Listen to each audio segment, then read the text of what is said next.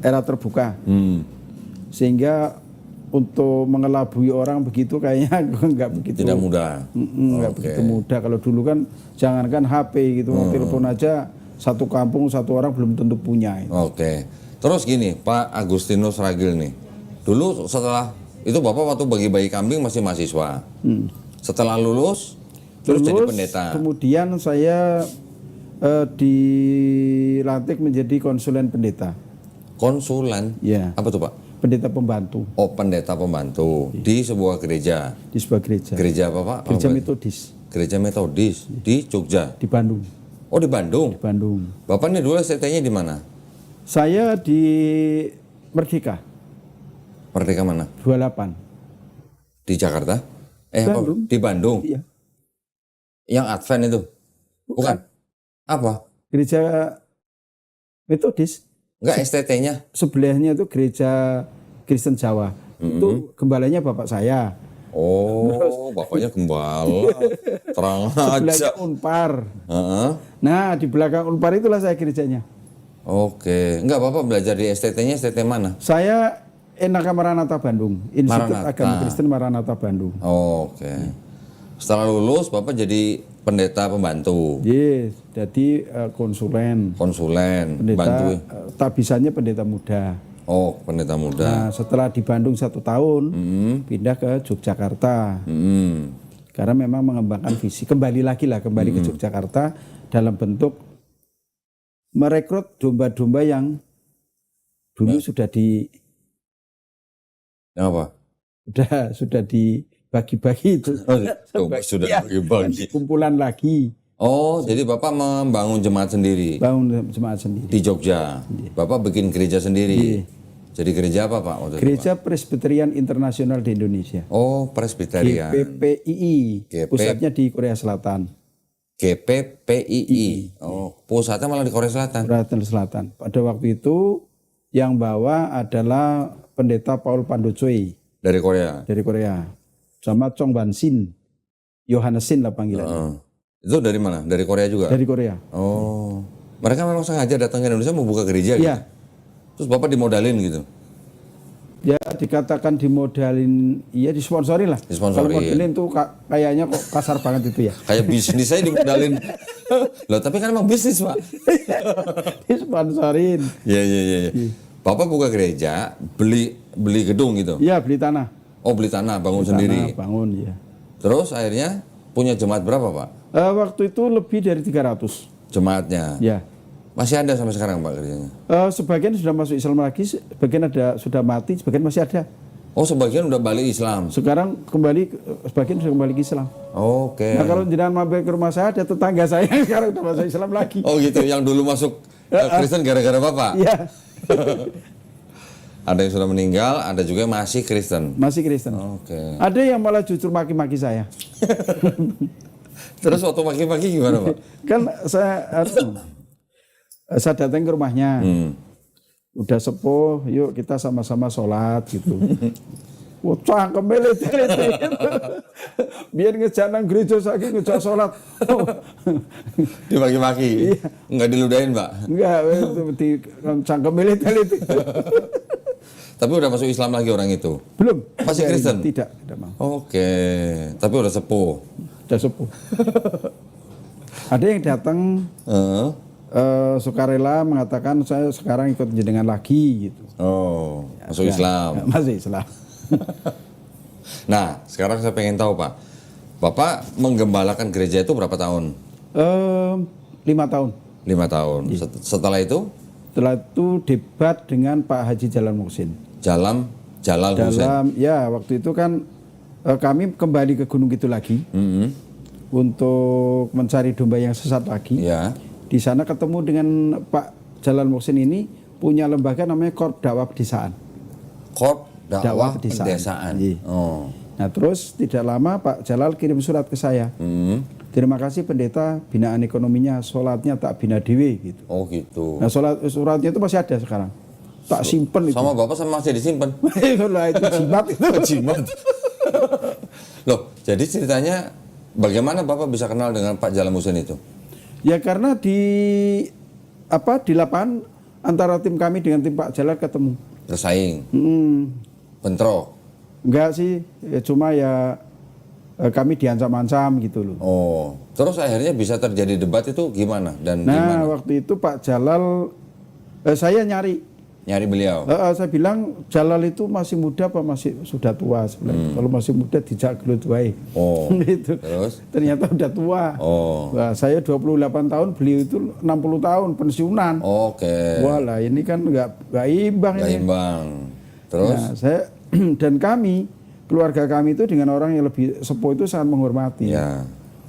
Ya, Terus setelah Bapak yang nantang beliau debat atau beliau yang ngajak Bapak debat? kita dialog, ngobrol ringan. Ketemu di Terus rumahnya? beliau mengatakan, Mas, ini aja kita dialog, nanti siapa yang kalah ikut yang menang. Oke. Oh serius Pak? Serius. Pikir saya tanya Pak Jalal latar belakangnya apa? Saya guru SD. Saya nggak nanya organisasi.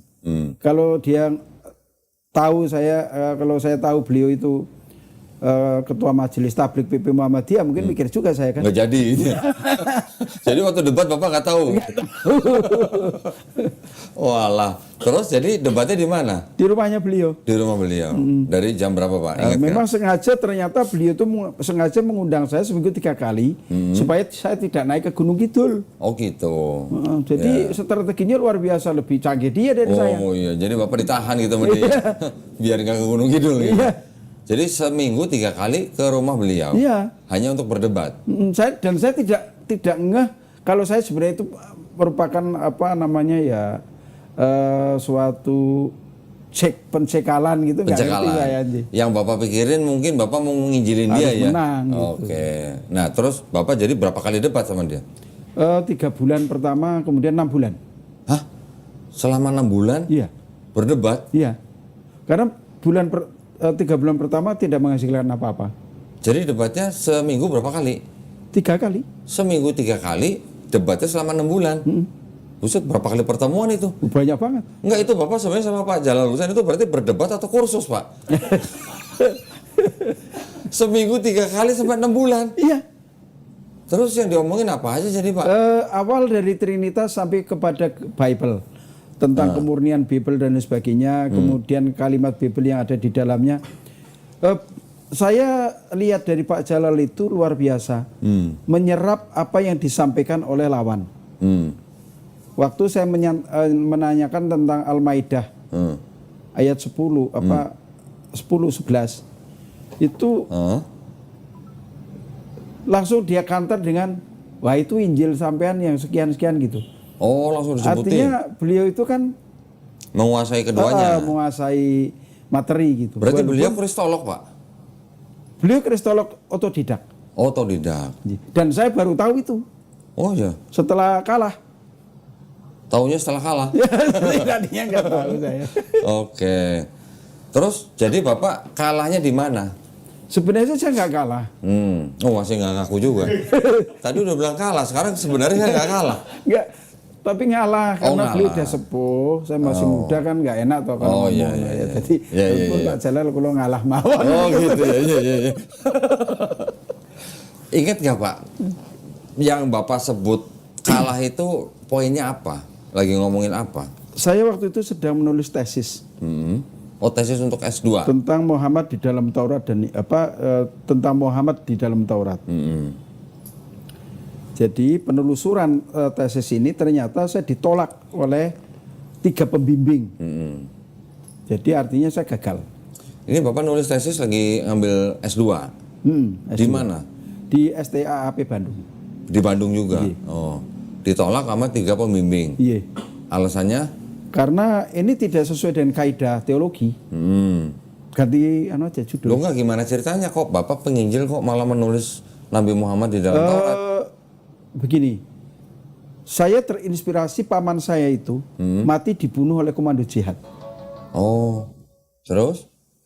Jadi kalau saya menguasai isi ajaran-ajarannya itu kan, ajarannya Muhammad dan sebagainya kan, berarti saya bisa menguasai juga umat Islam itu.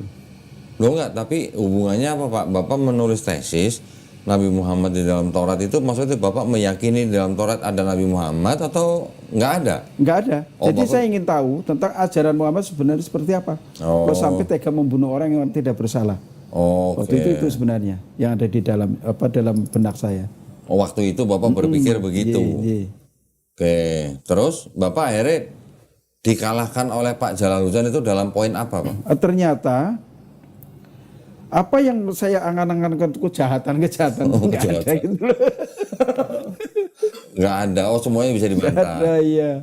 Malah dibantah dari Bible Bapak sendiri malah. Jadi ada beberapa Bible mengatakan ya ada bukunya. Akhirnya saya buat buku Oh, Muhammad di dalam Taurat dan Injil. oke. Karena itu ditolak, terus saya simpan, Heeh. terus saya ganti judul. Hmm.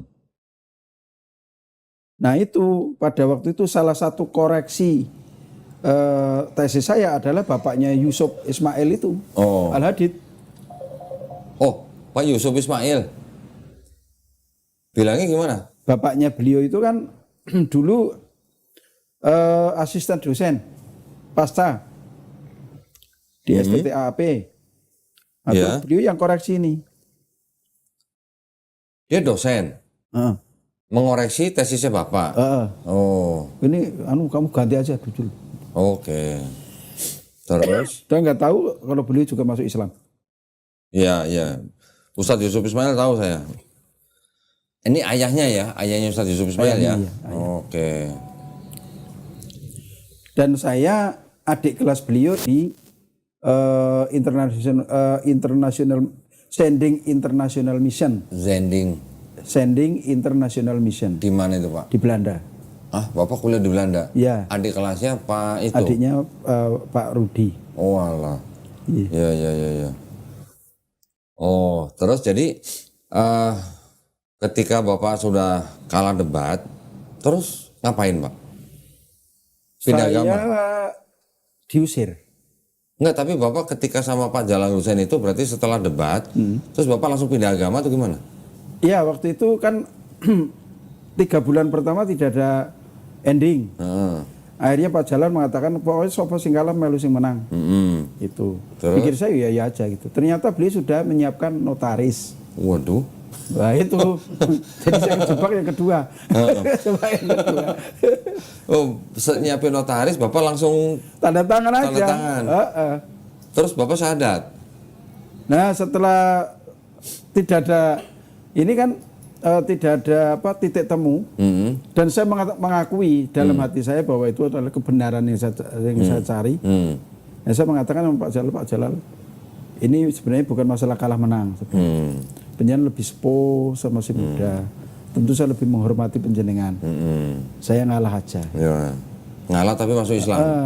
Terus beliau mengatakan, tapi bingile tanda tangan notaris gimana? Gitu. Ya. Ya sudah nggak apa-apa masalah. Dan saya pada waktu itu tidak pernah berpikir nasibnya akan jelek gitu setelah masuk Islam gitu loh. Oh, terus? Jadi udahlah tanda tangan. Kemudian saya disadat di kantor urusan agama Mantri Jeron pada waktu itu kota Yogyakarta disaksikan oleh KUA dan teman-teman yang lain. Saya pulang. Waktu itu November. Jadi November sampai Desember sampai awal Januari, saya tuh masih khotbah di gereja. Walah. Terus? Ya. Dan saya Udah terakhir, syahadat masih khotbah? lah karena jadwalnya masih ada. Enteknya jadwal itu. Enggak, maksudnya sayang amplopnya nggak diambil. Nah waktu itu justru saya memimpin kebaktian Natal di Jongji, Korea Selatan di gereja atap langit itu. Ya di mana Pak? Di Jongji. Jongji itu di mana? Di pulau Jongji, Di Korea. Korea Selatan. Oh, oke. Terus mimpin kebaktian Natal. Iya. Dalam bahasa Korea Pak? Enggak. Oh enggak, kirain. Bahasa saya. Bahasa saya. Tapi di Korea itu samaannya orang Korea. Oke. Itu Terus? masih. Hmm. Istri saya masih ikut waktu itu. Jadi istri itu nggak tahu kalau saya udah masuk Islam sebenarnya. Oh gitu. Belum tahu. Nah setelah selesai itu Januari waktu itu Maret 94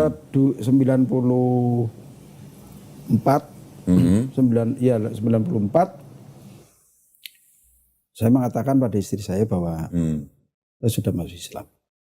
Kaget dong Pak istri Pak. Nah, istri saya kan marah. Histeris Pak. Marah betul. Marah tapi dia enggak langsung dia berangkat ke Bandung. Dari Jogja. Cari tiket Bandung, lapor sama bapak ibu saya itu. Saya diundang. Oke.